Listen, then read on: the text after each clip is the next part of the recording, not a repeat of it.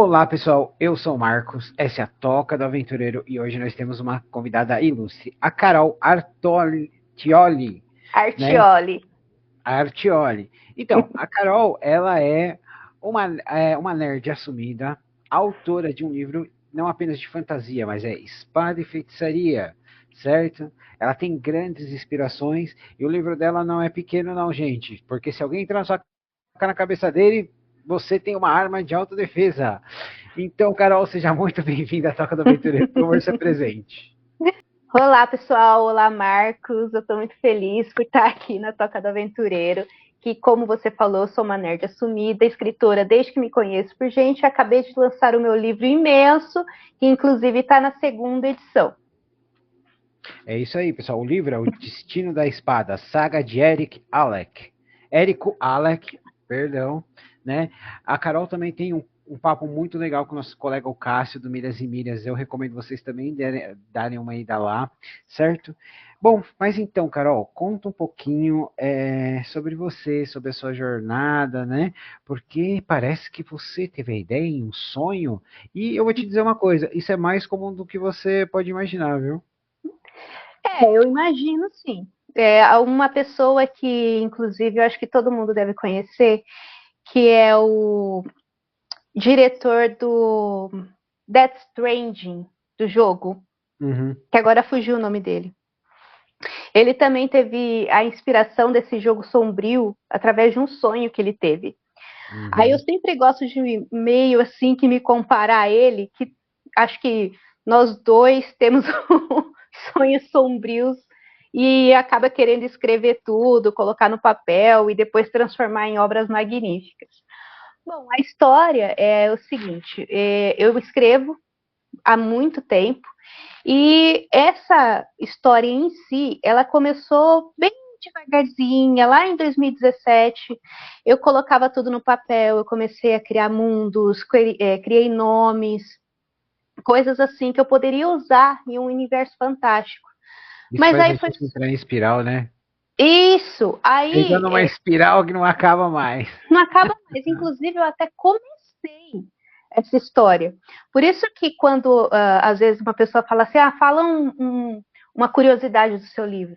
Bom, a maior curiosidade que tem, além dele ter sido inspirado num sonho, é que o Érico Alec não era para ele ser o protagonista. Eu comecei a escrever essa história lá em 2017, mas aí foi só depois de eu ter um sonho. Ele foi muito vívido. Teve começo, meio e fim, de verdade, uma coisa fantástica. Então eu acordei naquela madrugada, era uma madrugada de outono, mas não estava assim tão frio, nem tão calor. Peguei um papel, comecei a escrever, eu tenho até hoje esse rascunho, Que e legal. pensei, não, eu acho que vai ter que ser assim, porque um sexto sentido ali despertou uma chavinha. Vamos embora, eu vou escrever isso daqui e vamos ver no que dá. Eu peguei o que eu já tinha começado e comecei a adaptar. E o livro, por si só, ele foi se construindo aos pouquinhos. Foi uma coisa incrível. Muito bem. E, ô Carol, explica pra galera, porque assim, o livro, né, do Destino da Espada, ele tá na segunda edição. Ele tem duas capas que ambas são muito bonitas, né? Conta um pouquinho pro pessoal, porque às vezes eles podem pesquisar e podem ficar um pouco confusos, né? Confuso, é verdade. Bom, quando eu comecei a querer publicá-lo, eu fui atrás de algumas editoras e uma delas aceitou a minha proposta, eu aceitei a proposta deles e a gente foi trabalhando em cima da minha história. A princípio, eles foram assim bem atenciosos até e começaram a fazer a capa, tudo bonitinho. Eu tive que aprovar algumas vezes, pedir para corrigir algumas vezes, Uhum. mas foi aquilo mesmo, estava em contrato, eu não poderia mudar muita coisa. Então, eu criei aquela capa, que inclusive eu esqueci de pegar ela para mostrar aqui para vocês. Mas depois disso, eu tive um probleminha com a própria editora, um processo um pouco doloroso, e eu tive que trocar de editora. Aí foi onde eu fiquei um tempo, como que se E pode isso dizer? desanima também, né?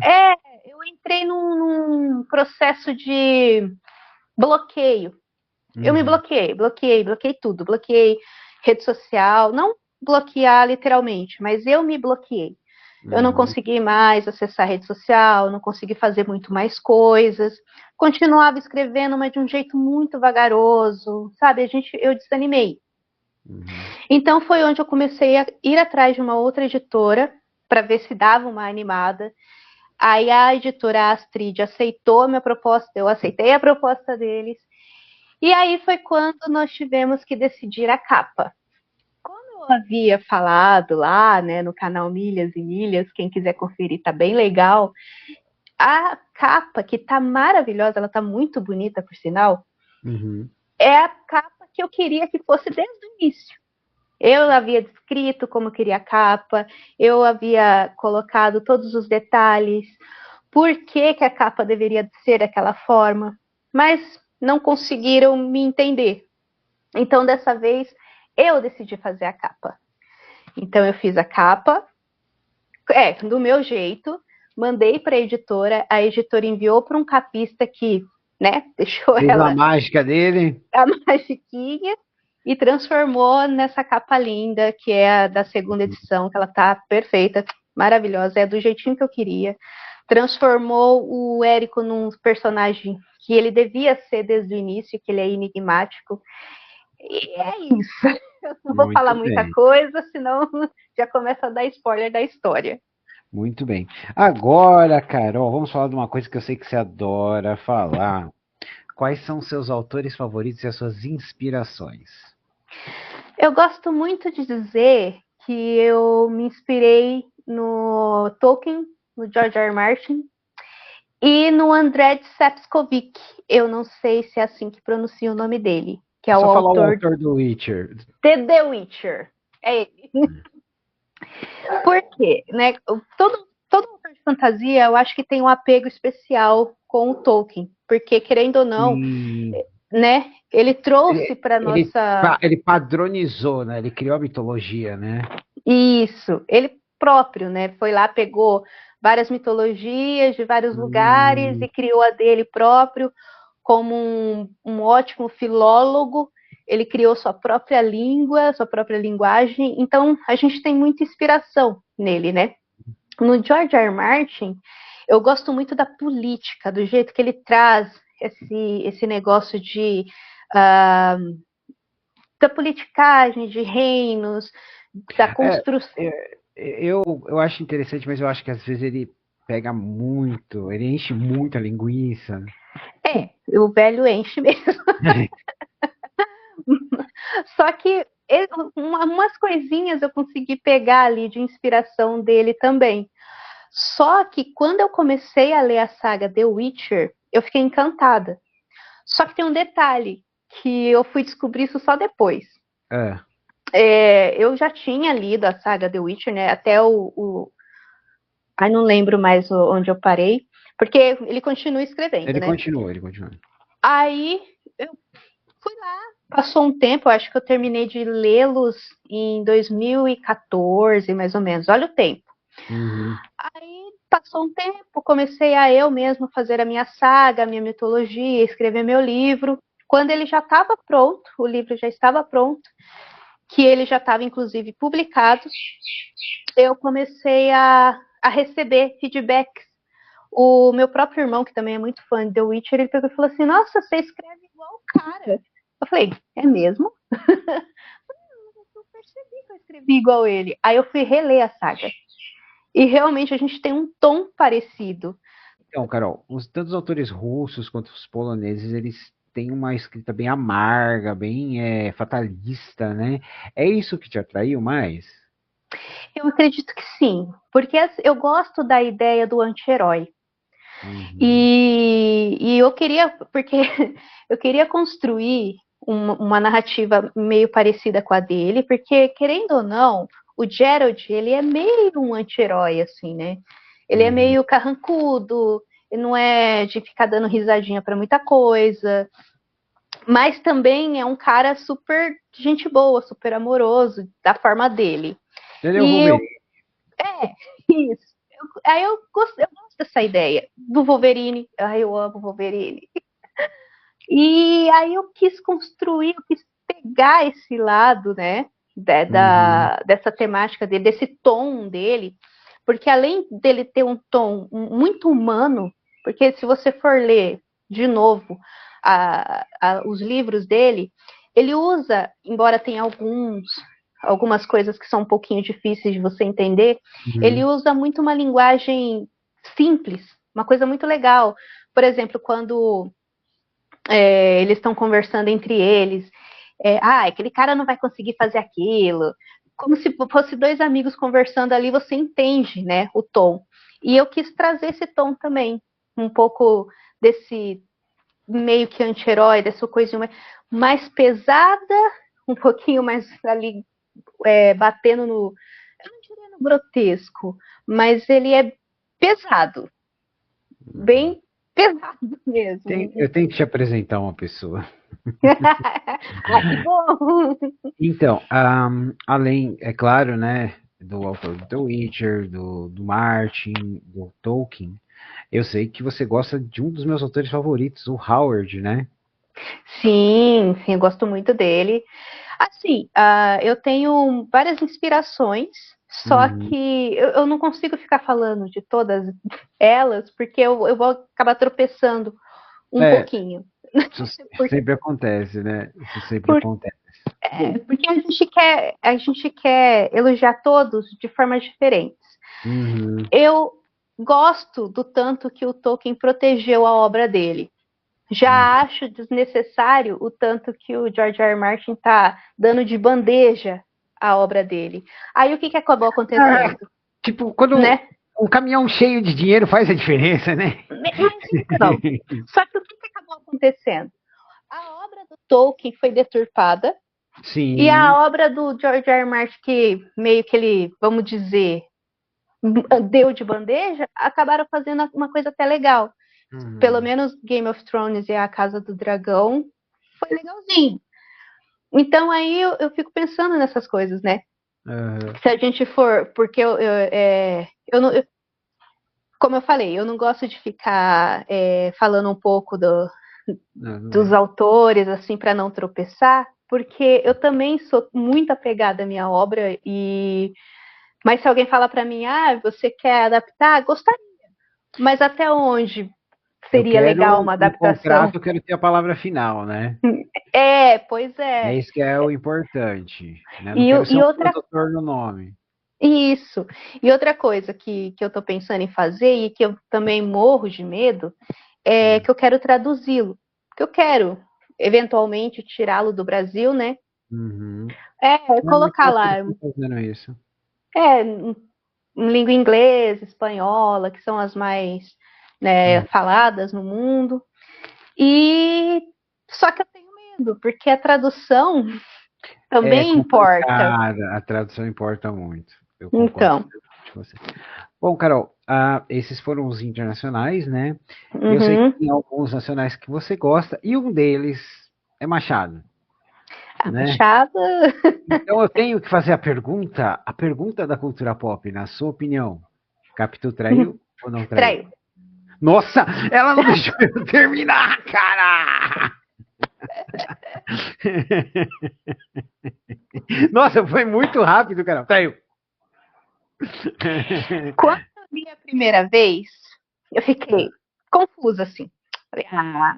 É porque o Bentinho, ele é um narrador que a gente não pode confiar. É aquele não confiável que falam, né? Então eu fiquei pensando, não sei, será? Mas aí depois eu fui reler a obra. Eu fui estudar sobre todos os prós e os contras. E eu acho que ela traiu sim. Muito bem. Olha, opinião da autora, pessoal. Forte, controvérsia. E além do Machado? Além do Machado brasileiro? Eu li bastante Paulo Coelho. Hoje eu tenho um pé atrasinho, assim, com Paulo Coelho. Mas já li bastante ele. A Hilda Hilst, Eu nunca consigo falar o nome dela direito. Ela morou aqui perto de mim. Eu tenho a casa dela no coração. Qualquer dia eu vou visitar, eu vou fazer um vlog, mostrar para Ia todo ser bem mundo. legal. Eu vou tentar, vou tentar. Ai, deixa eu ver mais um.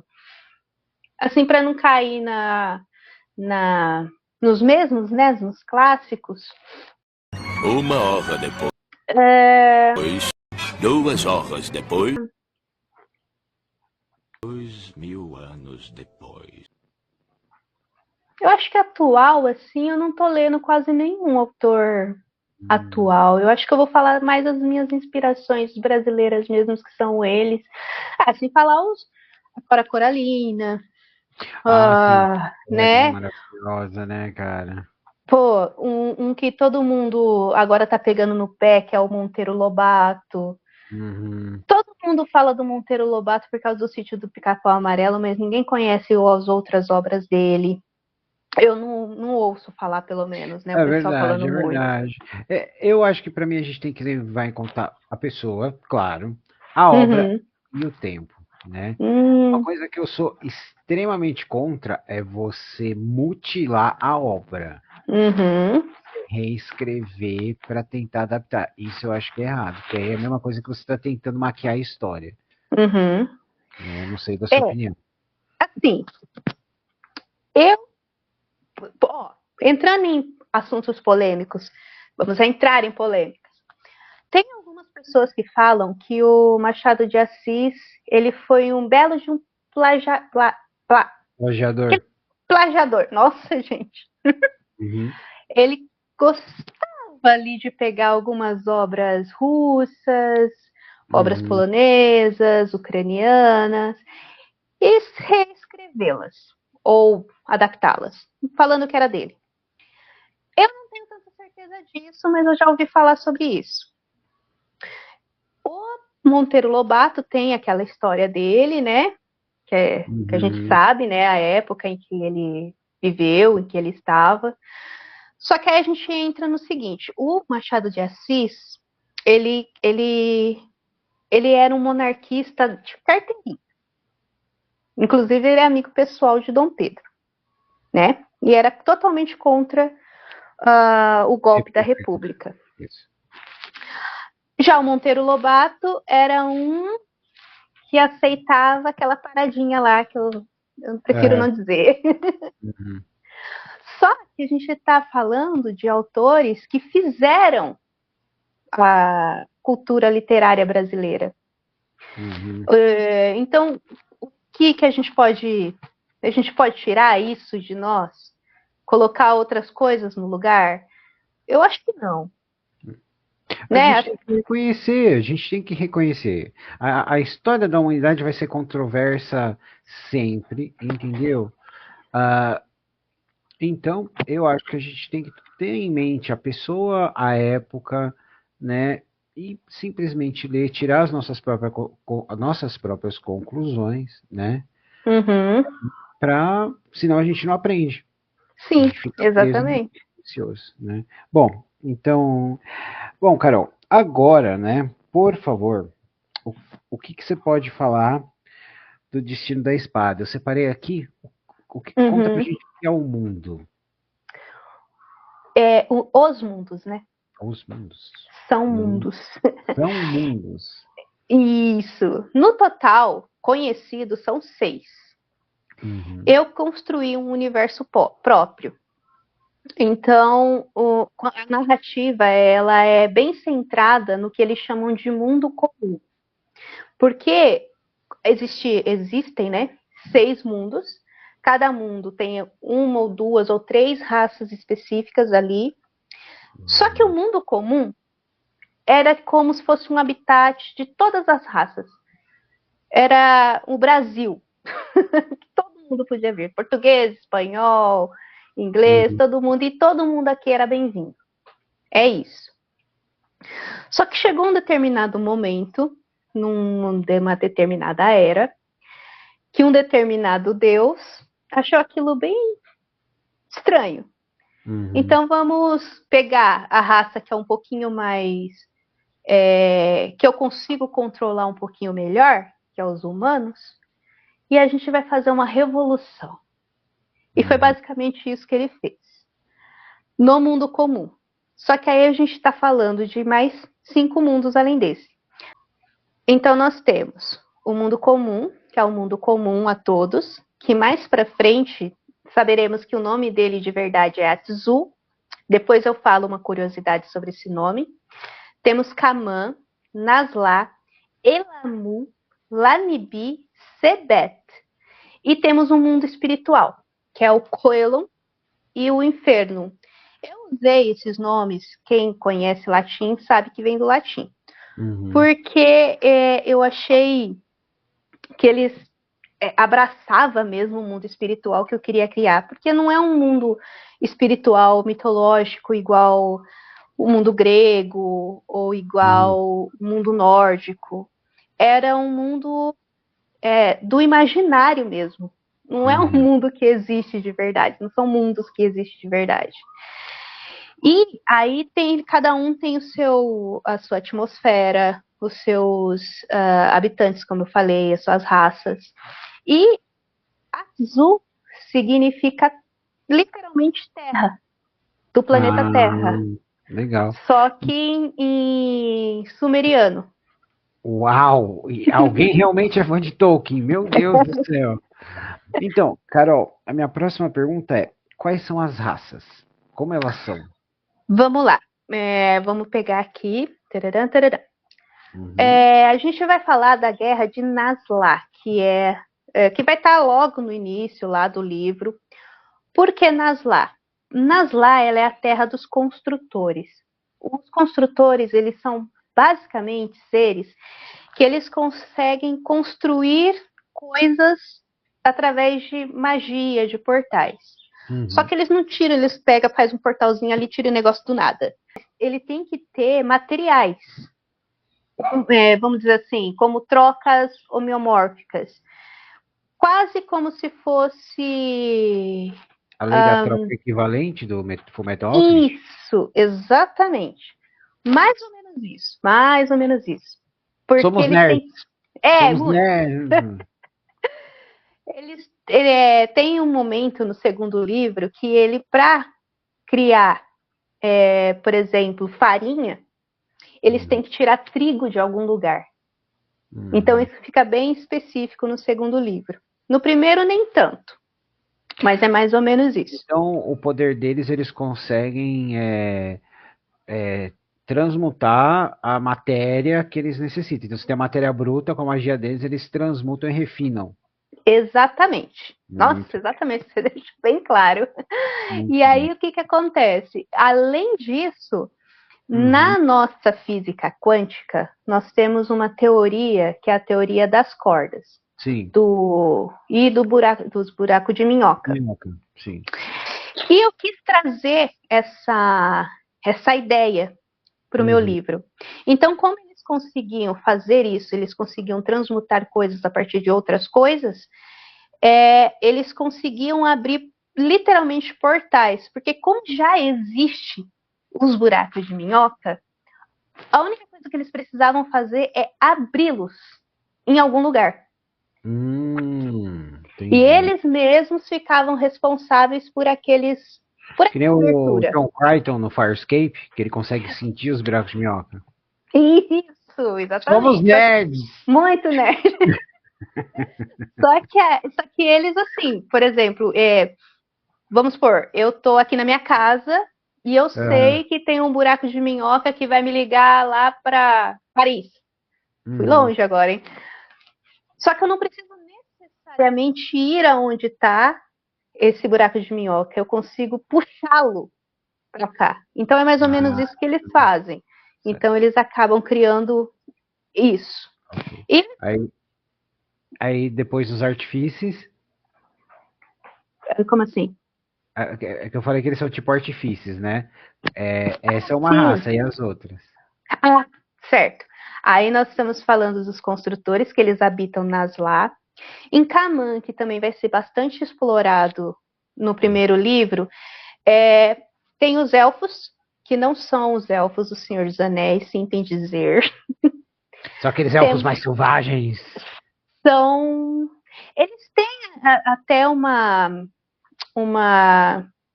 algumas coisas parecidas, sabe? O jeito de, como eu posso dizer, sobre liderança, sobre um aspecto social, a politicagem deles também é quase parecida, só que eles são um pouquinho mais, entre aspas, vamos dizer, bárbaros, mais ou menos. Eles não são muito legais, não são muito afetivos, como os Legal. elfos do Senhor dos Anéis. Eles têm uma característica bem sombria, vamos Legal. dizer assim. Legal. Aí temos os Dreids. Os Dreids, quem sabe de mitologia sabe de onde eu tirei esse nome. Mas eu não vou falar. Os Dreids, eles são uma raça prima dos elfos. Só que ao contrário dos elfos, que eles, né, de orelha pontuda, eles eram um aspecto bem parecido com seres humanos, só que com a pele bem mais clara, o cabelo também prateado, como se o próprio sangue dele fosse um sangue albínico. E adquiriram asas. Mas acontece uma coisa com eles na história aí vocês terão que ler o livro para saberem. Muito e bem. Nesse mundo também, a gente tem seres répteis humanoides, que são os lizards. Aí Legal, esse nome já Homens é mais conhecido. lagartos! Homens lagarto! E eles são bárbaros, aqueles de conquistar terras, tipo meio viking, no legal, nosso imaginário. Eles são saqueadores. Eles querem conquistar terra, eles querem, sabe, conquistar mulheres e etc. Eles são bem legais. Aí partimos para Elamu. Elamu é os Lalarturs. Os Lalarturs, eles são... Tem que ser bonitinho. Com o nome desse, tem lá no nome. Tem que ser bonitinho. Eles são felinos, humanoides. Thundercats. Isso! Nossa, nem pensei nisso. Somos nerds. Isso mesmo. Bem nerds. Bem isso mesmo. Só que não são tão bonitinhos. São um pouquinho mais... eles são mais viscerais, assim. Eles são mais brutos. Aí nós vamos para Lanibi. Lanibi. Aqui nós temos os Áderos. Os Áderos, eles são os elfos escuros. Os Droll. Tem tipo no God of War 2018, tem parecido com isso, né? Tem esses elfos escuros, sim. E os elfos... E da onde foi a inspiração para criar os Drolls do D&D? Isso, exatamente. Só que eu não uso esse termo. Eu só digo que eles são como se fossem os elfos mesmo, só que da escuridão. Elfos da escuridão, legal. Dos sombrios, do mundo sombrio, que é um mundo literalmente sombrio. Aí, Sebeth, tem bastante, né? É o último. E, por fim, Sebeth, eles são habitados pelos Ninasus, que são seres aquáticos. Então, todo mundo, ele é um mundo aquático, um mundo de água mesmo. E eles são meio que... Alguém cresceu assistindo A Pequena Sereia. Ai, como eu amo a Ariel. O desenho. Desenho. De 1989, tá? Isso mesmo. Eu queria ser aquela ruiva, e eu nem era ruiva, tá bom? E eles são metade humanos, né, humanoides, e metade serpente. Não são peixes. São serpentes. Enguias, né? Tipo enguias, isso, né? Tipo enguias. Legal, mais ou menos isso. Que nem aqueles celodons do Lovecraft, que eram aquelas criaturas homens-peixe, mas cintura para baixo era enguia, mas ainda eram monstruosos, né? Isso, exatamente. Somos nerds. Aí, além desses, tem outras criaturas, né? E etc. E tal. Muito bem, Carol. Você falou, a gente sabe que o Érico é seu protagonista, certo? Mas como gostamos de dizer aqui na Toca do Aventureiro, o que seria do mundo sem o Capitão Gancho? O que é um herói sem um vilão? porque ele não é nada, certo? Clark Kent Uhum. sem Lex Luthor nada mais é que um imigrante legal. Então, fala pra gente do seu vilão, ou vilões. Na verdade, a gente tem alguns vilões, sim. Eu não vou falar de todos eles, Uhum. porque senão vai cair no spoiler também, mas eu posso falar dos mais emblemáticos, que são que qualquer resenha que você encontrar por aí vai falar deles, que é o Rei Certo. Plínio. O Rei Plínio, ele é um conquistador. Só que ele não nasceu com sangue real. Uhum. Foi uma sorte, digamos assim, que ele conseguiu, o pai dele. É um spoiler aí em algum lugar. Não vai, não. Não. Porque praticamente comecinho do livro. O pai Ah, dele era um lorde de guerra, um general de guerra, e que ele conseguiu ser general do exército que se chama Oceano Vermelho, uhum. que faz parte do rei do sul, Uhum. Valas, em Murat, que é o reino de Murat. Então, o rei só teve uma filha, aí ele pensou, bom, o meu general tem um filho, eu vou unir as famílias, a gente vai fazer um puta de um reinão aqui, né, no sul. E foi assim que aconteceu. Então ele se tornou rei, só que ele queria ser um rei conquistador e queria unir todo o continente conhecido, e para isso ele não vai medir esforços. Uhum. Inclusive, até o final do livro, por poder, ele faz coisas, Terríveis. olha, bem Muito pesadas. bem. E ele Bom, tem um filho. ah, Ele tem um filho esse filho tem quase a síndrome do príncipe, que hum, ele quer ser tão grande quanto o pai dele, meio até que invejoso. hum, Ele tem um pouco de inveja do pai, das conquistas do pai. Inclusive tem uma conquista que o pai dele, né, ah, conquistou, que o cara queria muito para ele. Bom, e aí vocês vão ter que ler o livro. muito bem. Carol, agora dos personagens, qual é o seu favorito e qual te Hum. surpreendeu com o público? Que às vezes a gente faz o taverneiro, o cavalinho, o gato falante, rouba a cena e todo mundo ama esse personagem e tem falado, nossa, sério? É, pois é. Bom, o meu personagem favorito eu não posso nem dizer, né? Aliás, não preciso nem mexer muito aqui no pensamento. Uhum, Eu gosto muito do Érico, porque eu acho que eu consegui fazer a construção dele muito legal. Porém, o Plínio, ele foi para mim assim o vilão que eu mais gostei de fazer em uhum. toda a minha vida de escritora, vamos dizer assim. Tô sentindo uma Por... risada maligna agora. É, mais ou menos. Porque é muito fácil você criar um herói. Sim. Porque para você fazer um herói, os objetivos são um pouco claro, é salvar o mundo, salvar seu pai, salvar sua família, vingar alguma coisa. Mas construir um vilão e um vilão ter um objetivo bem coerente, é um pouco mais difícil. Com certeza. E o vilão, ele tem que fazer vilanices, porque senão ele Uhum, não é vilão. sim. E colocar o vilão com um lado humano é ainda mais difícil. Então, por isso, eu gostei muito de construir o Plínio. Agora, um personagem que o pessoal gostou e que eu falei assim, que eu pensei assim, nossa, eu Sério? nem imaginei que foi um personagem, o Lizard Valenfor, Nossa. porque ele é para ser aquele amigo que quebra a narrativa para um momento mais comédia. Ele vai Uhum. trazer um pouco esse lado meio.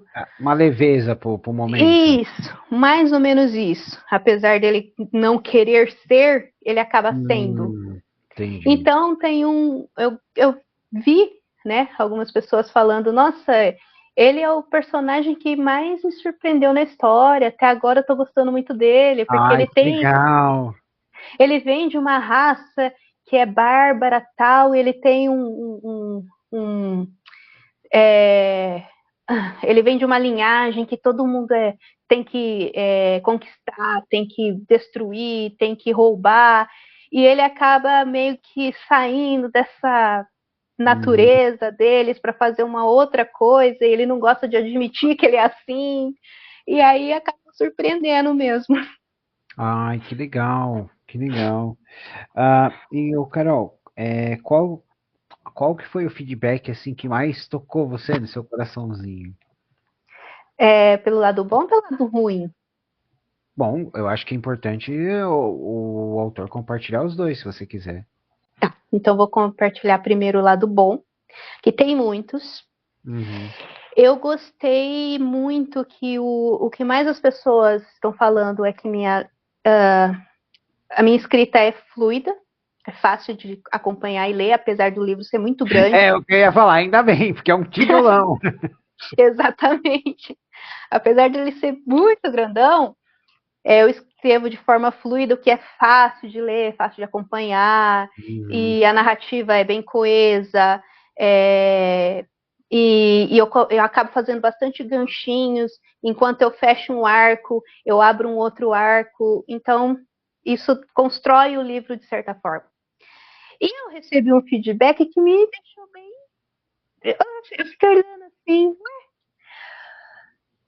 teve uma pessoa que não gostou do Érico. Hum. Eu falo assim, nossa, mas ele é muito mole. Aliás, não foi só uma pessoa, foi acho que algumas. Falou que ele era. Ai, como é Frouxo. que eles. Não, eles usaram. Teve uma que usou um termo assim, criado com a avó. Coitadinho. Coitadinho, ô, maldade. Gente, mas vocês têm que entender que ele era príncipe. Ele era um molequinho que ele foi criado para ser sábio, então ele foi criado com monges dentro de biblioteca. Ele era para ser daquele jeito. Uhum. Ele foi adquirindo esperteza, ele foi adquirindo coragem conforme o livro vai passando. Aí eu Muito bem. comecei, eu dava risada, eu falei, ai, meu Deus do céu, criado com a avó. Aí usaram outro termo, ai,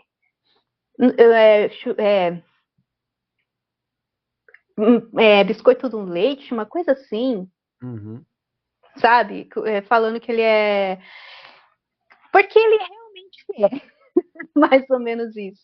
Ele tem muita. Quando você começa a ler, você pensa assim, nossa, poxa, ele já tá enfrentando isso daí por Uhum. alguém que ele ama? Caramba, então o cara vai ser.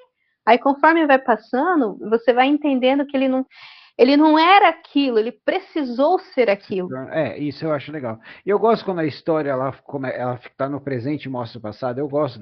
É complicado escrever isso sem ficar muito, não se tornar uma bengala, né? Uma muleta É, para o autor. A gente tem que tomar. Mas eu gosto eu acho bem cinematográfica essa parte, né? isso, porque o que, que eu quis fazer?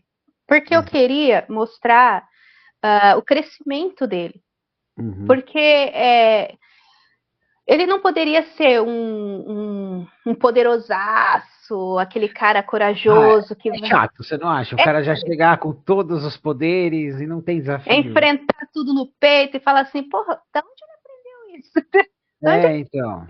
Entendeu? Eu não queria isso. Eu queria que ele crescesse realmente. Até na cabeça dele ele tinha que crescer. Em todo momento do livro existe uma frase que é: abra seus olhos, enxergue quem você é, porque ele Uhum. tem que crescer. Ele tem que se enxergar, saber quem ele é, para no final do livro ter na cabeça, entendeu? Entendi. Então, ele vai crescendo, ele vai tendo esse amadurecimento, tanto o leitor vê isso, quanto ele próprio. Por isso que eu acabo pegando a narrativa passado, presente, porque tem algumas coisas que vai acontecendo no presente que o próprio Érico não sabe, mas o leitor já sabe. Aí depois o Érico sabe de uma coisa que o leitor não sabe. Então fica essa bagunça gostosa, mas não é confuso. Ah, que bom. Muito bem, Carol. Agora, Carol, uma coisa muito importante, né? Uhum. Onde encontrar o seu livro? E tem como pegar com você para receber autografado? Então, por enquanto eu não tenho exemplares aqui, mas eu tenho na loja da Wiclap, que inclusive está mais barato, o livro físico. O e-book, para quem tem Amazon Kindle. Unlimited. Kindle Isso, Unlimited. isso. Ele tá de graça na faixa. Ou para adquirir ele, e-book, tá bem baratinho, ele tá na promoção. Tipo assim, eu olhei, ele tá muito. Um livro com mais de 600 páginas, ele tá muito barato. Eu até olhei e falei, Muito. será que a Carol digitou certo? Não. Mas aí eu vi que quando você falou lá no Milhas e Milhas, realmente. Ele tá baratinho, até porque teve agora o Encha Meu Kindle, né? E ele tá no lançamento. Então é para comprar mesmo, para ter bastante leitor aí, para a gente adquirir bastante leitores. E também tem o físico na Amazon, que está um pouquinho mais salgado, né? Até porque ele é bem grandão. Ele é grande. Mas em breve. Oi? A gente não pode deixar de levar em conta, pessoal, que papel, impressão, trabalhar com editora é caro, né? É caro. Então, pesquisem. O meu conselho é, pega o eletrônico, se você gostar, se você gostar muito, pega o livro, né, Carol? É uma boa opção. Sim. Principalmente E em breve. Novamente, o seu eletrônico tá uma pechincha. Nossa, tá para comprar e recomprar. Comprar e dar de presente.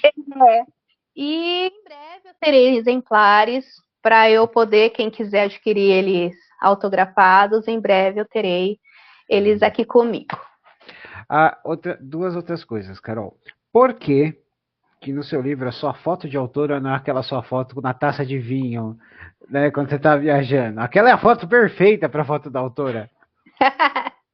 Pois é, né? Além de eu ter a capa antiga, né, na foto, eu pensei, eu não sei se eu fico um pouco mais, se eu mostro o meu lado boêmio, ou se eu mostro um pouquinho mais profissional. Aí eu acabei caindo no mais profissional aí, um pouco mais aquela atmosfera mais sombria que eu gosto, e aí eu deixei essa mesmo. Muito bem. E a outra pergunta, né, Carol, você tem spoilers e novidades? Poderemos ver você em algum evento em 2025, 2026? Então, eu estou querendo participar da Bienal do Paraná, lá de Curitiba, da de São Paulo, se tudo der certo, vamos esperar, porque eu dependo de gráficas, essas coisas. Então, vamos torcer. Fora do nosso controle. Aí não tem como, né? A gente vai tentando. E, por enquanto, aqui no final de 2025 é isso. Talvez algum evento literário, aí eu vou estar anunciando nas minhas redes. Quem quiser seguir, é praticamente Carol Artioli em todas. E eu acho que, por enquanto, agora, nesse momento, é isso. Nada de agenda lotada, infelizmente. Mas o livro, a segunda edição, acabou de ser lançada. Então, eu ainda estou patinando aí nos eventos. Mas tem bastante evento geek, né? Que eu já fui chamada, mas por conta de eu não ter os exemplares ainda, né? Disponível, eu não consegui participar. Esses são os melhores eventos para você encontrar seu público, viu? Né? Muitos autores estão tendo um ótimo retorno. Então, eu fui nos últimos que eu fui, que ainda na edição antiga, foi aquele Anime Fest. Eu não sei se você conhece. Conheço. Eu fui bastante nesse, vendi bastante, inclusive fui em Americana, Piracicaba, fui em São Paulo, na capital. Aqui em Campinas eu fui também. Então, eu tive bastante retorno. Ai, que bom, Carol. E eu sei que tá meio cedo para falar disso, mas o seu mundo aparentemente é um mundo rico. Esse livro vai ter sequência ou vão ter spin-offs de outros personagens, em outras eras, em outras aventuras? Ele vai ter esse primeiro livro, ele termina de um jeito fechadinho, mas eu deixo, lógico, uma pontinha solta ali pro segundo livro. Porque a saga de Érico Alec, O Destino da Espada, ele conta, né? Tem um enredo um pouquinho maior.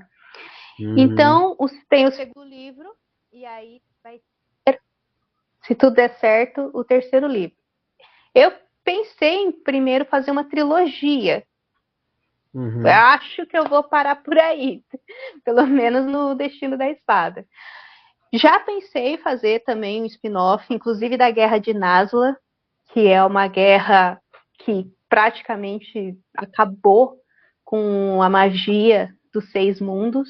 Então, passa pela minha cabeça. Mas enquanto eu ainda estou nesse processo do relançamento, né, o lançamento da segunda edição, e para o lançamento do segundo livro, né, do segundo volume, eu estou escrevendo aqui um livro sobre mitologia grega e pirataria. Oh, legal. Vai ser uma maçaroquinha bem gostosa de ler, porque eu sempre gostei de pirata, sempre. E eu quis sair um pouco desse universo de sereias, pirata e sereias, sabe? Ai, todo pirata tem que ter sereia? Não. Aí eu quis trazer a mitologia grega para o mundo da pirataria. Então ele está bem interessante. Tô escrevendo ainda, tô quase acabando, tô no finalzinho. Então tem mais esse aí. Então, ó, tem bastante lançamento previsto, hein? Que legal, que legal. Muito bem, Carol. Bom, Carol, tem algo mais que você acha que a gente esqueceu ou gostaria de falar? Acho que não. Você quer perguntar alguma coisa? Não, as minhas perguntas eu já terminei. Já foi. Já foi. Se eu puder dar um recadinho assim, mais ou menos, é que, pessoal, ó, eu tô lá nas redes sociais. Eu interajo mais no Instagram, que é a minha rede social que eu mais tenho acesso. Então, quem quiser acompanhar meus lançamentos, toda a vibe do livro, Destino da Espada, tudo que está acontecendo, conhecer um pouquinho mais sobre o universo, sobre o herói, vilão, tudo que vocês quiserem saber sobre a história, dá uma conferida lá, me segue, engaja comigo, que eu engajo com todo mundo. Eu sou amiga de todo mundo, é igual eu falei para o Cássio. Do jeito que eu estou conversando aqui, eu converso com todo mundo. Muito bem, Carol. Bom, Carol, é isso. Nós chegamos naquele momento da Toca do Aventureiro, que é o momento, Karine. Deixa eu fazer os dedos de jazz, que você deixa uma mensagem para o universo. Uma mensagem para o universo. Eu ouvi uma frase numa série, eu acho que eu vou deixar essa mensagem para o universo.